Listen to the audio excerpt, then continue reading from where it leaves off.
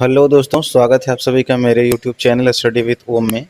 आज मैं आप सभी के लिए लेकर आया पेपर टेट 2026 संविधान के महत्वपूर्ण से संबंधित प्रश्न जो कि वन लाइनर होंगे।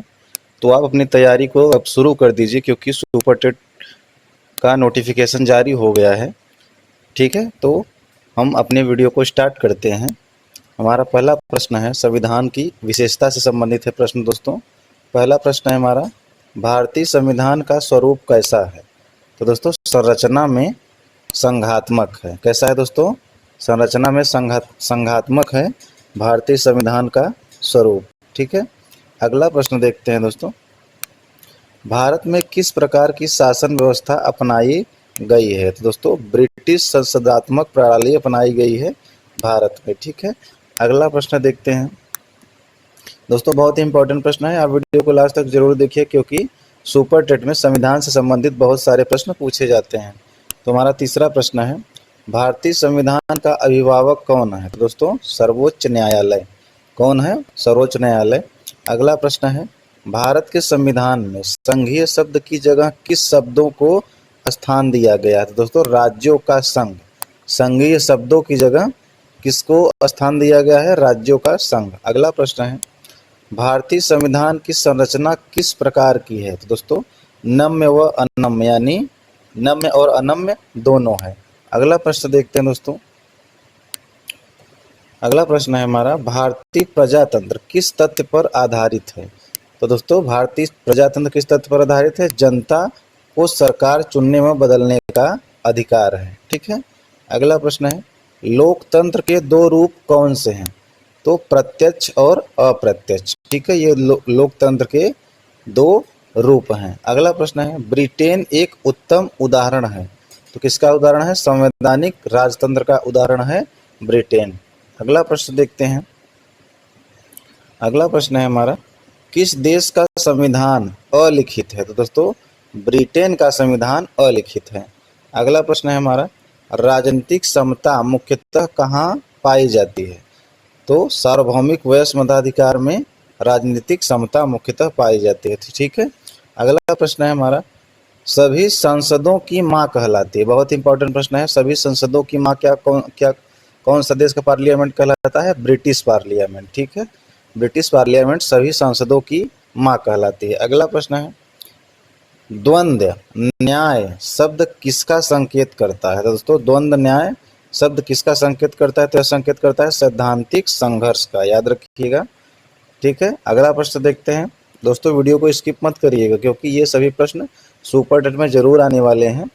तो आप इस वीडियो के देखकर आप अपनी तैयारी को मजबूत कर सकते हैं। अगला प्रश्न है, किसी अधिनियमित संविधान का सबसे पहला उदाहरण किस देश का संविधान है? दोस्तों, अमेरिकी संविधान। ठीक है, अगला प्रश्न है, साम्यवाद मुख्यतः किसे महत्व देता है? दोस्तों, साम्यवाद आर्थिक समता को महत्व देता है। अगला प्रश्न है, आदर्शवाद का जनक किसे माना जाता है? यह माना जाता है दोस्तों किसको? हेगल को। आदर्शवाद का जनक किसको माना जाता है? हेगल को माना जाता है।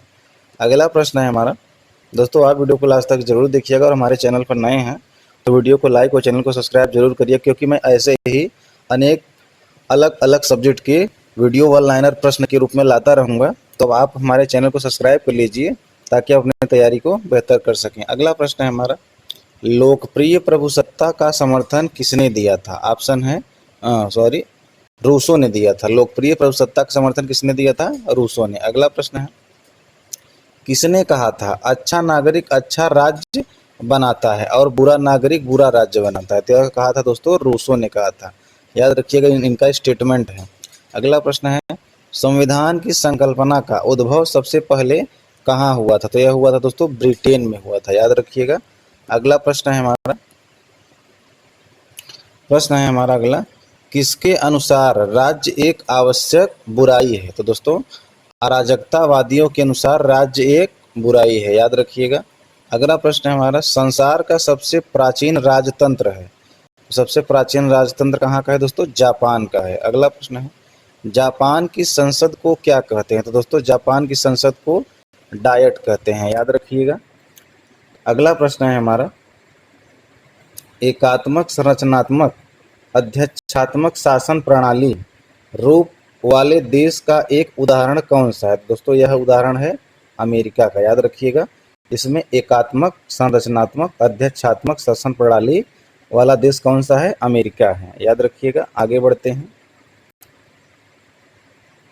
अगला प्रश्न है हमारा, दोस्तों आप वीडियो को लास्ट तक जरूर देखिएगा। अगला प्रश्न है हमारा, राजनीतिक प्रभुसत्ता की संकल्पना का समर्थन किसने किया? तो दोस्तों यह किसने किया था? ऑस्टिन ने किया था, याद रखिएगा। किसने? ऑस्टिन ने। अगला प्रश्न है, ब्रिटेन का शासक कैसा है? ब्रिटेन का शासन कैसा है? तो दोस्तों वहाँ एकात्मक शासन चलता है, ठीक है। अगला प्रश्न है हमारा, भारतवर्ष के लिए एक संघीय ढांचे को सर्वप्रथम किस अधिनियम में प्रस्तुत किया गया था? दोस्तों 1935 का अधिनियम, जिसको 1935 का चार्टर एक्ट कहते हैं। अगला प्रश्न है हमारा,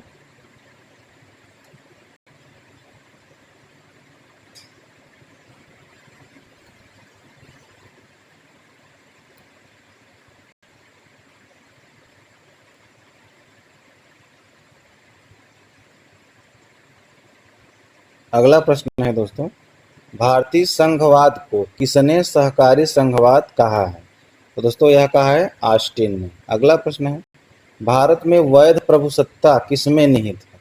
तो दोस्तों यह निहित है संविधान में। वैध प्रभुसत्ता किसमें निहित है? संविधान में। अगला प्रश्न है, लिखित संविधान की अवधारणा ने सर्वप्रथम कहाँ जन्म लिया? तो दोस्तों लिखित संविधान की अवधारणा का सर्वप्रथम कहाँ जन्म लिया था? फ्रांस में, याद रखिएगा, ठीक है। अगला प्रश्न है दोस्तों हमारा, राज्यों के पुनर्गठन से संबंधित है। यहाँ छोटा सा लिखा है दोस्तों। अब हमारे प्रश्न कहाँ से संबंधित है? राज्यों के पुनर्गठन से संबंधित है। तो आप वीडियो को लास्ट तक जरूर देखिएगा और हमारे चैनल पर नए होंगे तो वीडियो को लाइक और चैनल को सब्सक्राइब जरूर करिएगा। हमारा अगला प्रश्न है जो कि बहुत ही इंपॉर्टेंट है, ध्यान से सुनिएगा। प्रश्न है, भाषा के आधार पर राज्यों का पुनर्गठन उचित है या नहीं? इसकी जांच के लिए संविधान सभा के अध्यक्ष राजेंद्र प्रसाद ने किसकी अध्यक्षता में एक आयोग की नियुक्ति की? तो दोस्तों कौन से आयोग की नियुक्ति की थी? इलाहाबाद उच्च न्यायालय के अवकाश प्राप्त न्यायाधीश एस.के. धर की अध्यक्षता में यह आयोग नियुक्त की थी, ठीक है। इसके अध्यक्ष कौन थे? एस.के. धर, ठीक है, याद रखिएगा। अगला प्रश्न है हमारा, प्रश्न नंबर 30 है, इस आयोग में कितने सदस्य थे? तो दोस्तों इस आयोग में 4 सदस्य थे, याद रखिएगा। अगला प्रश्न है, इस आयोग ने क्या निर्णय लिया? तो भाषा के आधार पर राज्यों के पुनर्गठन का विरोध और प्रशासनिक सुविधा के आधार पर राज्यों के पुनर्गठन का समर्थन किया, ठीक है। अगला प्रश्न है हमारा, आगे बढ़ाते हैं, बड़ा सा प्रश्न है। अगला प्रश्न है, धर आयोग के निर्णयों की परीक्षा करने के लिए कांग्रेस कार्य समिति ने किन लोगों की एक समिति का गठन किया? तो दोस्तों उसमें जवाहरलाल नेहरू, सरदार वल्लभ भाई पटेल और पट्टाभी सीतारामैया की टीम को गठित किया, ठीक है। अगला प्रश्न है हमारा, यह समिति कांग्रेस के किस अधिवेशन में बनी? तो दोस्तों यह जयपुर अधिवेशन में बनी थी, ठीक है। अगला प्रश्न है दोस्तों, आप वीडियो को लास्ट तक जरूर देखिएगा और हमारे चैनल पर नए होंगे तो वीडियो को लाइक और चैनल को सब्सक्राइब जरूर करिएगा। अगला प्रश्न है हमारा, इस समिति ने क्या निर्णय लिया? तो इस समिति ने भाषाई आधार पर राज्यों के पुनर्गठन की मांग को खारिज कर दिया, ठीक है। आगे बढ़ते हैं, खारिज कर दिया, ठीक है। अगला प्रश्न है हमारा, प्रश्न नंबर 35, इस समिति की रिपोर्ट के बाद किन्होंने आंदोलन प्रारंभ कर दिया? तो दोस्तों किन्होंने आंदोलन प्रारंभ कर दिया था?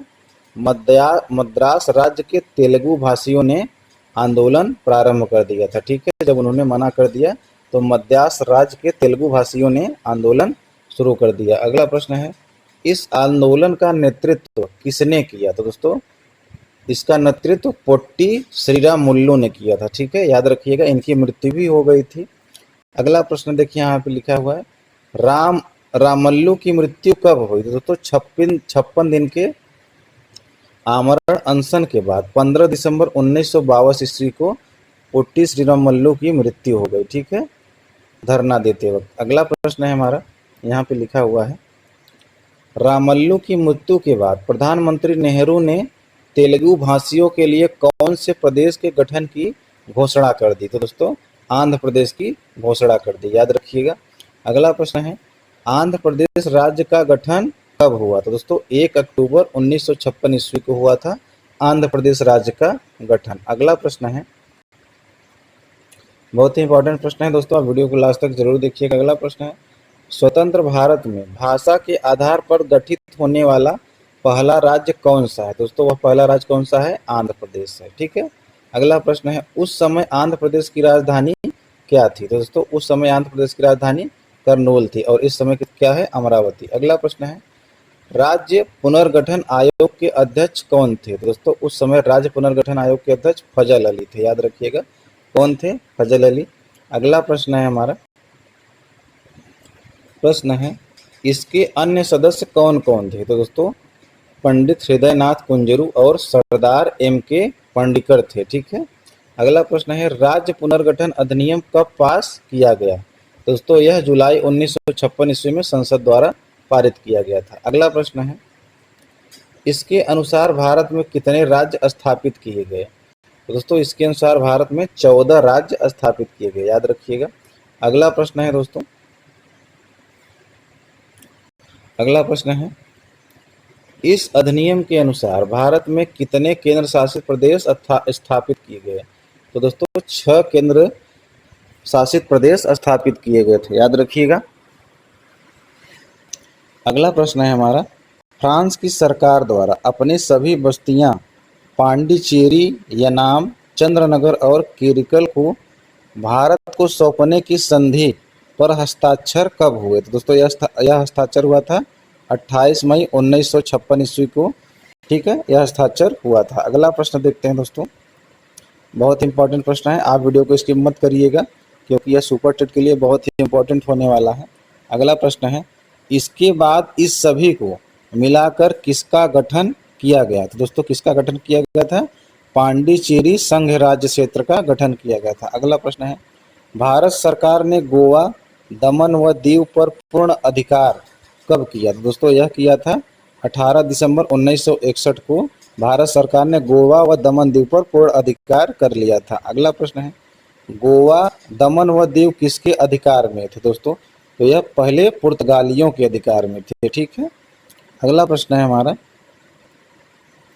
प्रश्न है गोवा, दमन व दीव को प्रथम परिशिष्ट में शामिल करके भारत का अभिन्न अंग किस संशोधन में बनाया गया? तो दोस्तों यह 12वें संविधान संशोधन द्वारा अभिन्न अंग बनाया गया था गोवा व दमन व दीव को। ठीक है।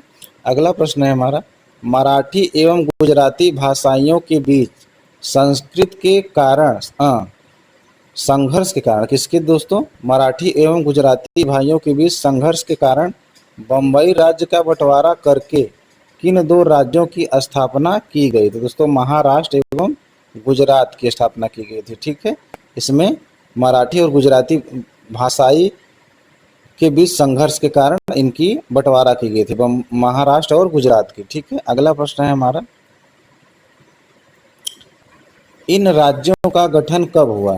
तो महाराष्ट्र और गुजरात का गठन 1 मई 1960 ईस्वी को हुआ था। अगला प्रश्न है नागा आंदोलन के कारण असम को विभाजित करके किसका गठन किया गया? तो दोस्तों नागा आंदोलन के कारण असम को विभाजित करके नागालैंड की स्थापना किया गया था। अगला प्रश्न है नागालैंड राज्य का गठन कब किया गया? तो दोस्तों यह किया गया था 1 दिसंबर 1963 ईस्वी में। ठीक है। नागालैंड राज्य का गठन किया गया था। अगला प्रश्न है हमारा, प्रश्न नंबर 56 है पंजाब को विभाजित करके किन राज्यों का गठन किया गया? तो दोस्तों पंजाब पंजाबी भाषा एवं हरियाणी हिंदी भाषा। ठीक है, याद रखिएगा।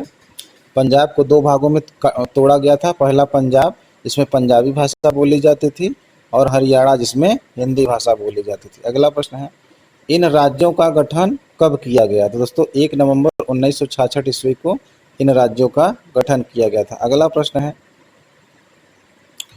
हमारा हिमाचल प्रदेश को पूर्ण राज्य का दर्जा कब दिया गया था? दोस्तों यह दर्जा दिया गया था 25 जनवरी 1971 को हिमाचल प्रदेश को पूर्ण राज्य का दर्जा दिया गया था। अगला प्रश्न है हमारा, दोस्तों आप वीडियो को लास्ट तक जरूर देखिएगा और हमारे चैनल पर नए हैं तो वीडियो को लाइक और चैनल को सब्सक्राइब जरूर करिएगा।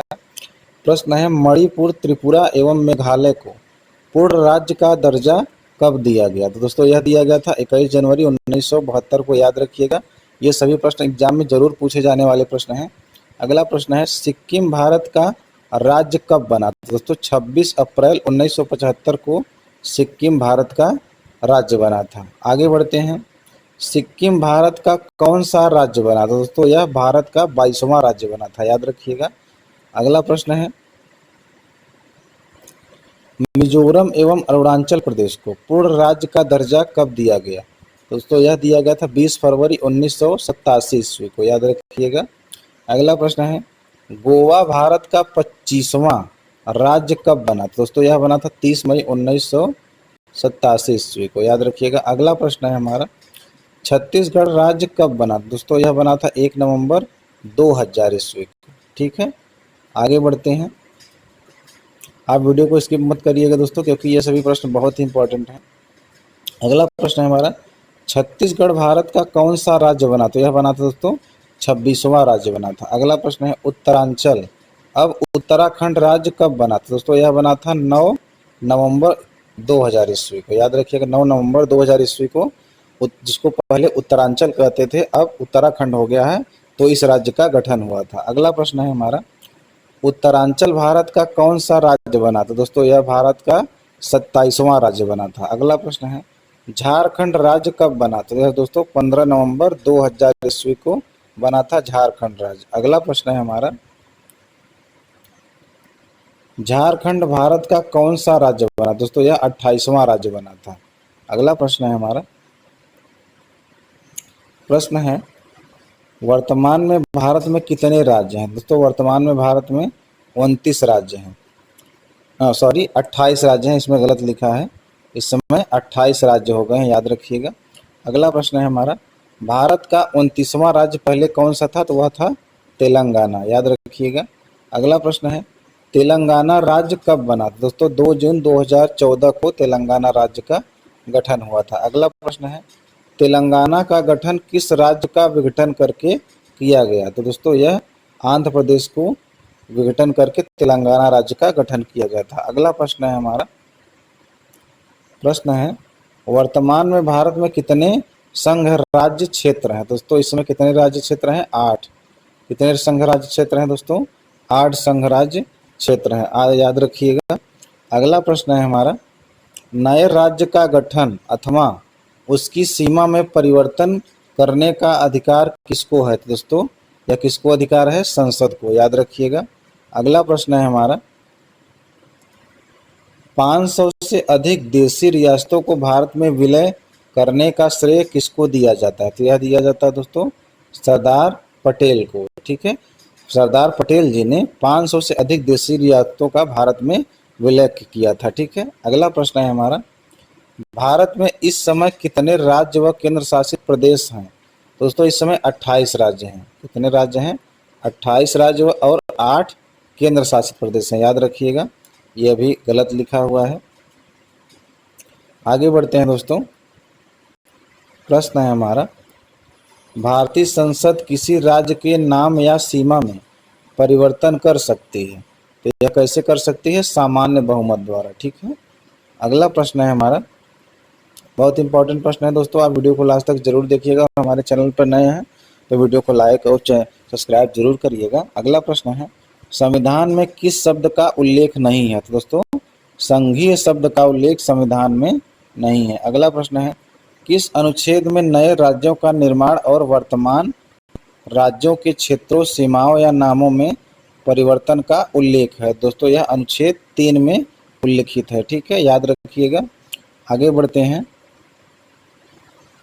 प्रश्न है हमारा, पहली अनुसूची और चौथी अनुसूची के संशोधन तथा अनुपूरक, अनुषांगिक और परिणामिक विषयों का संबंध करने के लिए अनुच्छेद 2 और 3 के अधीन बनाई गई विधि किस अनुच्छेद में दी गई है? तो दोस्तों यह अनुच्छेद 4 में दी गई है, यानी कि अनुच्छेद 2 और 3 की विधि किसमें दी गई है? अनुच्छेद 4 में दी गई है, याद रखिएगा।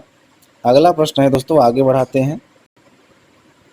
अगला प्रश्न है हमारा, रियासतों को भारत में विलय करने के लिए किसके नेतृत्व में मंत्रालय का गठन किया गया था? दोस्तों यह सरदार वल्लभ भाई पटेल के नेतृत्व में मंत्रालय का गठन किया गया था। अगला प्रश्न है हमारा, संविधान लागू होने के बाद कौन सा भारतीय संघ का एक आरक्षित राज्य था? दोस्तों यह भारतीय संघ का आरक्षित राज्य सिक्किम था, याद रखिएगा। अगला प्रश्न है हमारा, बहुत ही इंपॉर्टेंट प्रश्न है दोस्तों। अगला प्रश्न है, किस संशोधन द्वारा सिक्किम को पूर्ण राज्य का दर्जा मिला? तो दोस्तों यह 35वें संविधान संशोधन द्वारा मिला था, लेकिन मूल संविधान संशोधन 36वां है, ठीक है। पर चित्रानुसार 35वां लिखा है, जो कि गलत है, 35वां नहीं है। कौन सा है? 36वां है, ठीक है। संविधान में संशोधन हुआ था तो 36वां है सिक्किम राज्य, याद रखिएगा। अब हमारा प्रश्न दोस्तों अनुच्छेद और अनुसूचियों से संबंधित है, तो आप वीडियो को लास्ट तक जरूर देखिएगा। और हमारे चैनल पर नए हैं तो वीडियो को लाइक और चैनल को सब्सक्राइब जरूर करिएगा।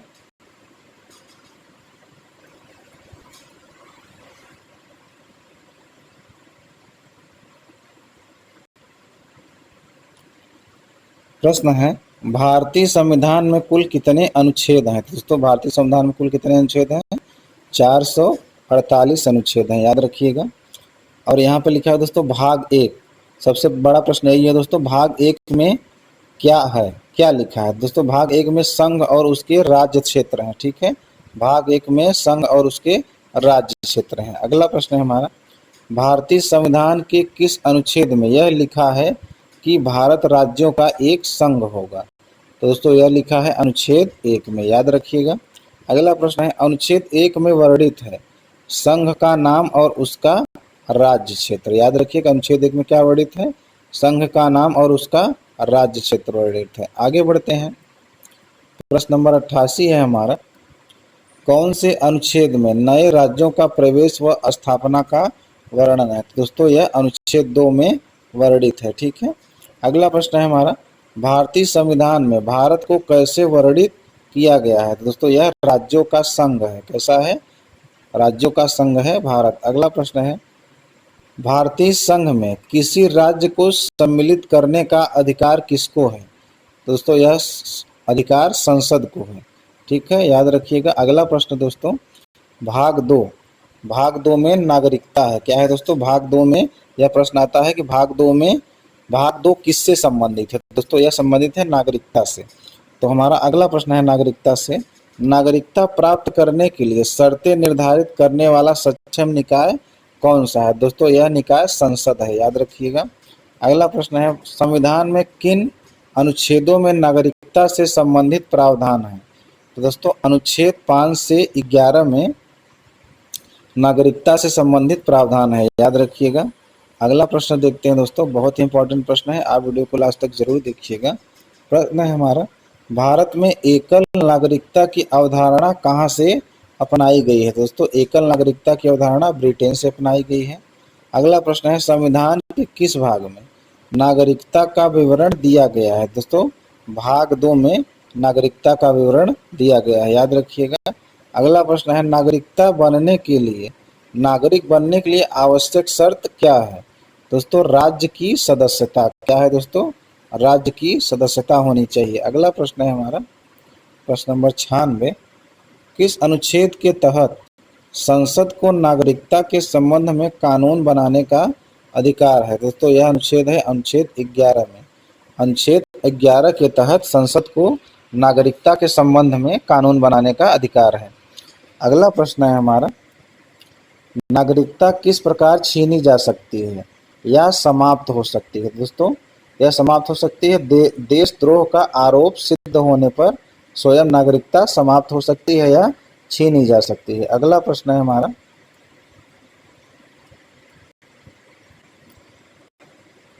अगला प्रश्न है दोस्तों, किस देश में दोहरी नागरिकता का प्रावधान है? तो दोस्तों दोहरी नागरिकता का प्रावधान संयुक्त राज्य अमेरिका में है। अगला प्रश्न है, भारत के नागरिकों को कितनी प्रकार से नागरिकता प्राप्त है? तो दोस्तों एक प्रकार से प्राप्त है भारत के नागरिकों को नागरिकता। अगला प्रश्न है, यदि कोई व्यक्ति दूसरे देश की नागरिकता ग्रहण कर लेता है तो वह भारत का नागरिक नहीं होगा, याद रखिएगा। अगला प्रश्न देखते हैं, प्रश्न है हमारा, कितने वर्षों तक बाहर रहने पर नागरिकता समाप्त हो जाती है? तो 7 वर्ष तक अगर हम बाहर रहेंगे तो हमारी नागरिकता भारत से समाप्त हो जाएगी। अगला प्रश्न है, संविधान द्वारा प्रदत्त नागरिकता के संबंध में संसद ने एक व्यापक नागरिकता अधिनियम कब लागू किया गया? दोस्तों यह लागू हुआ था 1955 में। आगे बढ़ते हैं दोस्तों, आप वीडियो को लास्ट तक जरूर देखिएगा क्योंकि ये सभी प्रश्न बहुत ही इंपॉर्टेंट है। प्रश्न है हमारा, नागरिकता प्राप्त करने व खोने के विषय की विस्तार से चर्चा कहाँ पर है? तो दोस्तों यह 1955 के अधिनियम में है। ठीक है। अगला प्रश्न है हमारा, संविधान के प्रारंभ पर नागरिकता कहाँ है? दोस्तों यह अनुच्छेद 5 में है। अगला प्रश्न है, पाकिस्तान से भारत को प्रव्रजन करने वाले कुछ व्यक्तियों के नागरिकता का अधिकार किसमें है? तो यह है दोस्तों अनुच्छेद 6 में। अगला प्रश्न है हमारा 106 नंबर प्रश्न है, पाकिस्तान को प्रव्रजन करने वाले कुछ व्यक्तियों के नागरिकता का अधिकार कहाँ है? अनुच्छेद 7 में है। अगला प्रश्न है, भारत के बाहर रहने वाले भारतीय उद्भव के कुछ व्यक्तियों के नागरिकता का अधिकार कहाँ है? दोस्तों यह है अनुच्छेद 8 में है। ठीक है। अगला प्रश्न देखते हैं दोस्तों, बहुत ही इंपॉर्टेंट प्रश्न है। प्रश्न है हमारा, विदेशी राज्य की नागरिकता स्वेच्छा से अर्जित करने वाले व्यक्तियों का नागरिक न होना, तो यह किसमें वर्णित है? अनुच्छेद 9 में। तो दोस्तों अब हमारे सवाल भाग 3 से संबंधित है जिसमें मूल अधिकार है। याद रखिएगा प्रश्न आता है भाग 3 किससे संबंधित है? तो यह संबंधित है मूल अधिकार से। याद रखिएगा। अगला प्रश्न है 109 नंबर, मूल अधिकार की परिभाषा किसमें वर्णित है? तो यह वर्णित है अनुच्छेद 12 में। याद रखिएगा। अगला प्रश्न है, मूल अधिकारों से असंगत तथा उनका अल्पीकरण करने वाली विधियां हैं किसमें वर्णित है? अनुच्छेद 13 में। आगे बढ़ते हैं। प्रश्न है हमारा, विधि के समक्ष समता किसमें वर्णित है? तो अनुच्छेद 14 में। अगला प्रश्न है, धर्म, मूल वंश, जाति, लिंग या जन्मस्थान के आधार पर विभेद का प्रतिषेध किस अनुच्छेद में वर्णित है? तो अनुच्छेद 15 में वर्णित है। अगला प्रश्न है, लोक नियोजन के विषय में अवसर की समता किसमें वर्णित है? दोस्तों यह अनुच्छेद 16 में वर्णित है। अगला प्रश्न है, अस्पृश्यता का अंत किसमें वर्णित है? यह बहुत बार पूछा जाने वाला प्रश्न है। तो यह है दोस्तों अनुच्छेद 17 में वर्णित है अस्पृश्यता का अंत। अगला प्रश्न है, उपाधियों का अंत किसमें वर्णित है? अनुच्छेद 18 में। याद रखिएगा। प्रश्न है हमारा, वाक्य स्वातंत्राय आदि विषयक कुछ अधिकारों का संरक्षण किसमें वर्णित है? अनुच्छेद 19 में। अगला प्रश्न है, सूचना का अधिकार किसमें वर्णित है? अनुच्छेद 19 क में। याद रखिएगा, सूचना का अधिकार किसमें वर्णित है? अनुच्छेद 19 क में। अगला प्रश्न है, अपराधों के लिए दोष सिद्धि के संबंध में संरक्षण अनुच्छेद 20 में वर्णित है। याद रखिएगा, अपराधों के लिए दोष सिद्धि के संबंध में संरक्षण अनुच्छेद 20 में वर्णित है। आगे बढ़ते हैं। प्रश्न नंबर 119 है हमारा, प्राण और दैहिक स्वतंत्रता का संरक्षण किसमें वर्णित है? तो यह वर्णित है दोस्तों अनुच्छेद 21 में। याद रखिएगा। अगला प्रश्न है, शिक्षा का अधिकार अनुच्छेद 21 क में वर्णित है। कहाँ दोस्तों? अनुच्छेद 21 क में वर्णित है शिक्षा का अधिकार। अगला प्रश्न है, कुछ दशाओं में गिरफ्तारी और निरोध से संरक्षण किस अनुच्छेद में वर्णित है? तो अनुच्छेद 22 में वर्णित है। अगला प्रश्न देखते हैं दोस्तों, बहुत इंपॉर्टेंट प्रश्न है। आप वीडियो को लास्ट तक जरूर देखिएगा और हमारे चैनल पर नए हैं तो वीडियो को लाइक और चैनल को सब्सक्राइब जरूर करिएगा। हमारा अगला प्रश्न है, मानव के दुर्व्यापार और बाल श्रम का प्रतिषेध किस अनुच्छेद में वर्णित है? तो दोस्तों यह अनुच्छेद 23 में वर्णित है। याद रखिएगा। अगला प्रश्न है, कारखानों आदि में बालकों के नियोजन का प्रतिषेध किसमें वर्णित है? तो अनुच्छेद 24 में वर्णित है बाल श्रम, यानी कारखानों आदि में बालकों के नियोजन का प्रतिषेध अनुच्छेद 24 में वर्णित है। अगला प्रश्न देखते हैं दोस्तों। प्रश्न है हमारा, अंतःकरण की और धर्म के अबाध रूप से मानने, आचरण और प्रचार करने की संबंध स्वतंत्रता किसमें वर्णित है? अनुच्छेद 25 में। याद रखिएगा। अगला प्रश्न है हमारा दोस्तों, बहुत इंपॉर्टेंट प्रश्न है। आप वीडियो को लास्ट तक जरूर देखिएगा और हमारे चैनल पर नए हैं तो वीडियो को लाइक और चैनल को सब्सक्राइब जरूर करिएगा दोस्तों। अगला प्रश्न है हमारा, धार्मिक कार्यों के प्रबंध की स्वतंत्रता किसमें वर्णित है? दोस्तों यह अनुच्छेद 26 में वर्णित है।